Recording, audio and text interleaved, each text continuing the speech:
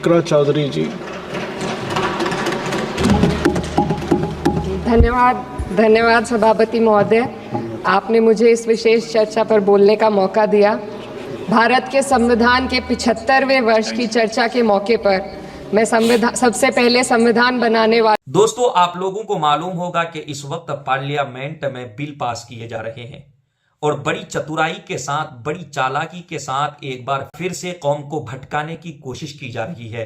और मैं समझता हूं कि ये एक तरह की चाल भी है ताकि मुद्दों पर आया न जा सके, क्योंकि मौजूदा सरकार ही ऐसे ऐसे बिल लेकर के आती है कि उसमें कौम उलझ करके, कौम का सारा टाइम बर्बाद कर दिया जाए, इसी में कौम उलझ करके रह जाए और कोई भी तरक्की की बात न करे, अपने हक की बात न करे। और मैं समझता हूं कि ये जो वन नेशन और वन इलेक्शन, ये जो बिल पेश किया गया है, इनमें नाकामी इनको तो मिली है और आगे इंशाअल्लाह मिलती भी रहेगी। एक देश एक चुनाव को लेकर के जो भी मौजूदा सांसद बोले हैं, अलग अलग पार्टियों के बहुत खूब बोले हैं, बड़ा जबरदस्त बोले हैं। मेरा वीडियो बनाने का मकसद भी यही है कि सांसद ऐसे चुने जाएं। नेताओं को चुनती कौम इसलिए है ताकि वो हक की बात करें, सही बात करें, देश को कहां लेकर के जाया जा रहा है, किधर लेकर के जाया जा रहा है और मुआशरे में क्या चल रहा है, इन सब मुद्दे पर सांसद पार्लियामेंट में जाकर के आवाज उठाए, ऐसे नेता चुने जाएं। कौम नेता को चुनती इसलिए है, इसलिए पढ़े लिखे नेता होना चाहिए जो हक की बात करे। ऐसे नेता होना चाहिए। मुख्तलिफ पार्टियों के जो विपक्ष नेता हैं वो इस मुद्दे पर बोले हैं, गालिबन सब सांसद बोले हैं, उनमें से चंद का मैं नाम भी लेना दुरुस्त समझता हूं।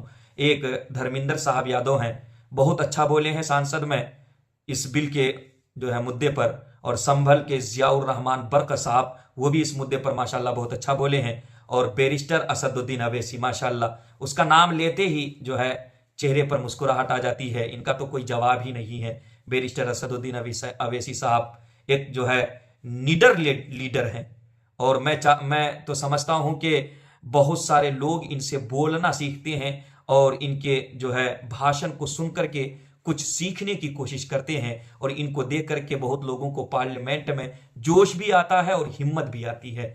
बहुत अच्छा बोले हैं असदुद्दीन अवैसी साहब। लेकिन एक वीडियो मेरे दिल को भा गई, वो वीडियो इकरा हसन की है। समाजवादी पार्टी के तरफ से मौजूदा सांसद इकरा हसन पढ़ी लिखी नई सांसद है, उसने तो कमाल ही कर दिया है। मुझे उनका बयान बहुत पसंद आया। मैं आप लोगों को उनका वीडियो दिखाने जा रहा हूं। बहुत से मुद्दों पर उसने बयान दिया है, चाहे वो मोब लीचिंग का मुद्दा हो या संभल का मुद्दा हो या अजमेर दरगाह का मुद्दा हो या जो है बदायूं जामे मस्जिद का मुद्दा हो और दिल्ली के जामे मस्जिद का मुद्दा हो।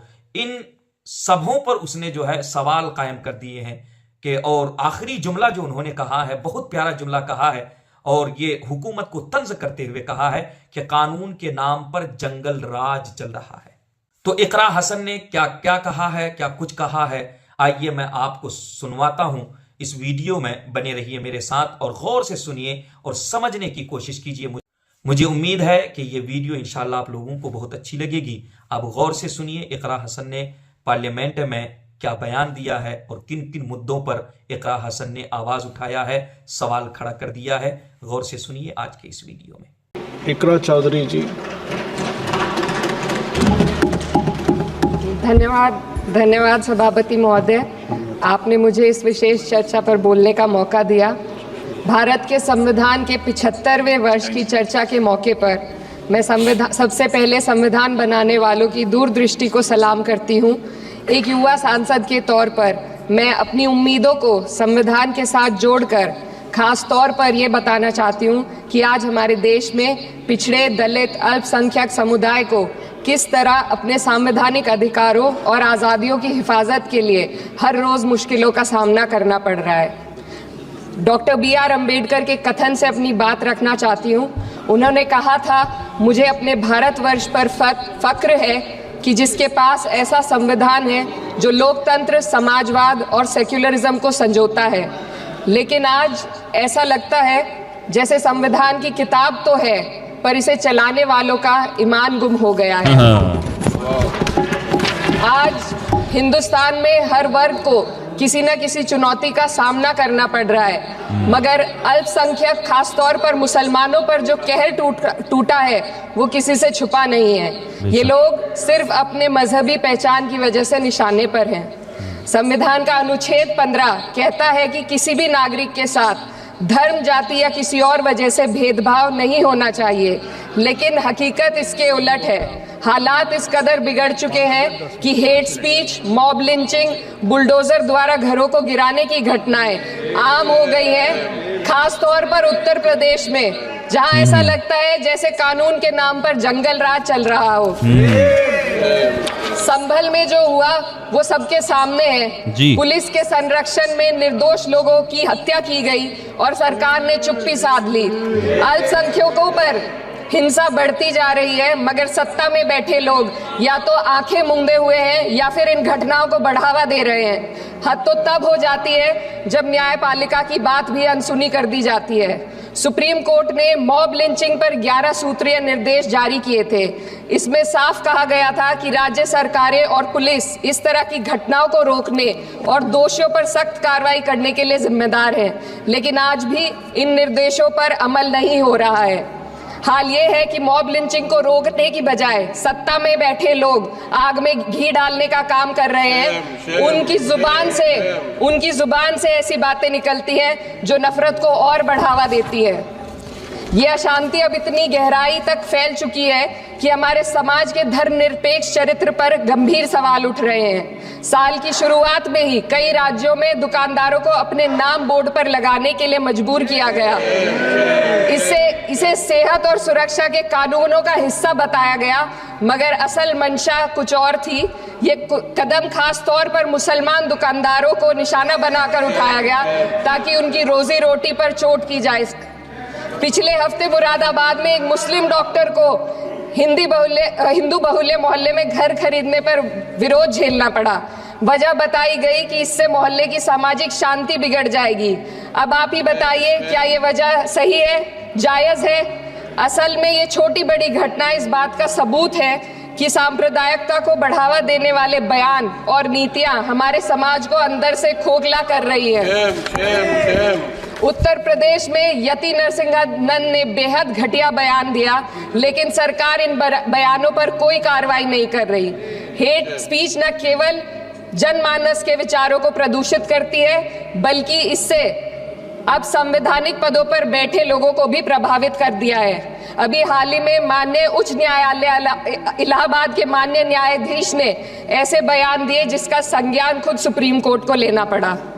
संविधान के अनुच्छेद 29 और 30 ने अल्पसंख्यकों को उनके मजहबी और सांस्कृतिक हक दिए हैं ताकि वो अपनी पहचान को बचा सके और अपने संस्थान चला सके, लेकिन आज उन्हीं हकों पर हर तरफ से चोट की जा रही है।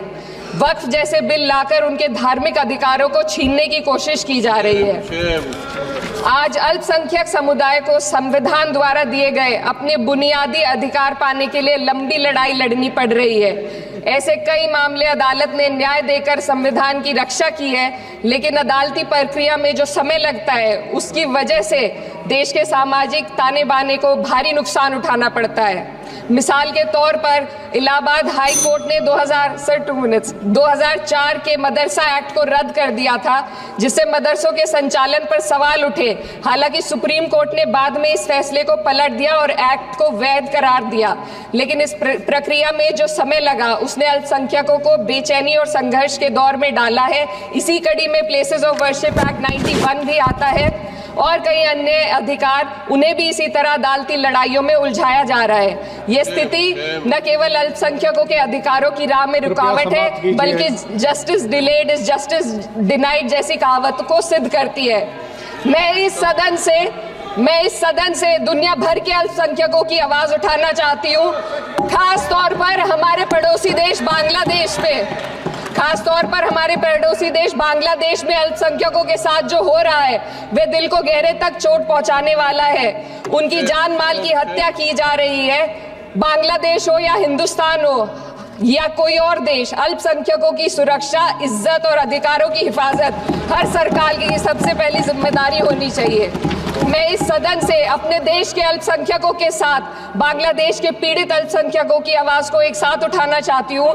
ये वक्त की पुकार है कि हम सब मिलकर ये सुनिश्चित करें कि किसी भी इंसान को उसकी पहचान या मजहब के कारण डरकर जीने पर मजबूर ना होना पड़े।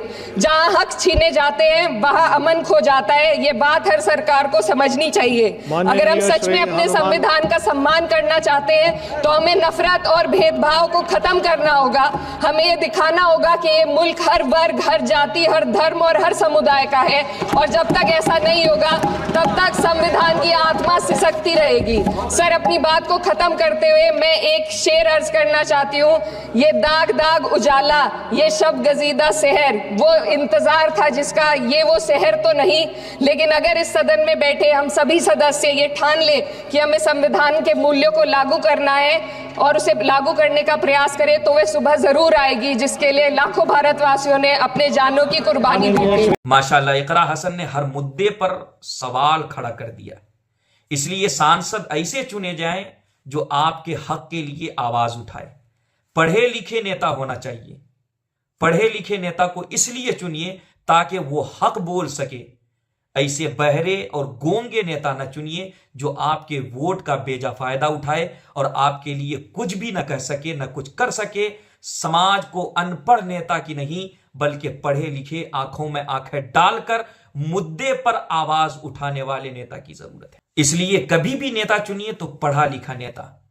सांसद में भेजिए तो ऐसा नेता पढ़ा लिखा भेजिए जो आपके हक के लिए सांसद में जाकर के आवाज उठाए, आपके हक के लिए लड़े और आपके लिए हमेशा आपके सामने खड़ा रहे, आपकी हर तरह से इमदाद करने के लिए खड़ा रहे। दोस्तों, आज की वीडियो में बस इतना ही। अगर आपको यह वीडियो पसंद आया हो तो वीडियो को लाइक करना ना भूलिएगा और अपने दोस्त अहबाब में जरूर शेयर कीजिएगा। इंशाल्लाह फिर मिलेंगे अगले वीडियो में। तब तक के लिए आप अपना और तमाम साथियों का, तमाम दोस्त अहबाब का और तमाम हिंदुस्तानी भाइयों का ख्याल रखिए। अल्लाह हाफिज। अस्सलामु अलैकुम व रहमतुल्लाहि ताला व बरकातुहू।